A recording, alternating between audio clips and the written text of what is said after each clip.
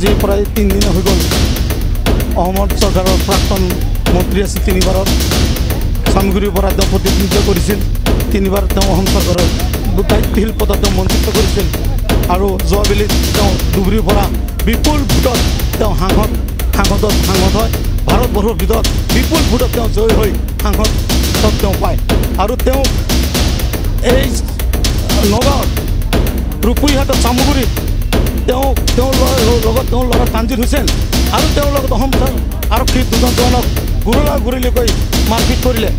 এই দুৰ্বৃত্ত যিটো দল আছিল আজিলৈকে তেওঁলোকক কৰায়ত্ব কৰিবলৈ সক্ষম হোৱা নাই গতিকে আমি এই প্ৰতিবাদত আমি সমাজত ওলাই আহিছোঁ আৰু আজি আপোনালোকে সাংবাদিক বন্ধুসকলে যিখিনি কভাৰেজ কৰিলে তাৰ বাবে মই ধন্যবাদ জ্ঞাপন কৰিছোঁ শান্তিপূৰ্ণভাৱে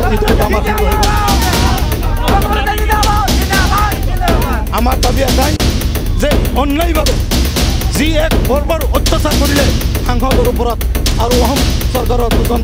আৰক্ষীক তেওঁলোকে PSক আক্ৰমণ কৰিলে এই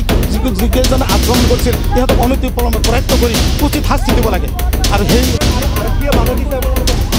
আৰক্ষী বাধা দিছে নাই হতাহতি হোৱা নাই কাৰণ আপোনাৰ জানে প্ৰায় 1000-1200 ল'ৰামান ওলাই আহিছে যুৱক ল'ৰা ওলাই আহিছে ইহঁতে বাধা দিছে অলপ ইফালে কাটে কৰিছে কোনো ধৰণৰ হতাহতি হোৱা নাই আমাৰ শৃংখলাভাৱে আমাৰ প্ৰতিবাদ হৈছে নাই ইহঁতে এৰেষ্ট কৰিব বিচাৰিছে কিন্তু আমি এৰেষ্ট কৰিব দিয়া নাই কিন্তু আমি শান্তি সহমত ওলাই আহিছোঁ গতিকে এৰেষ্ট কৰাৰ কোনো বিষয় নাহে গতিকে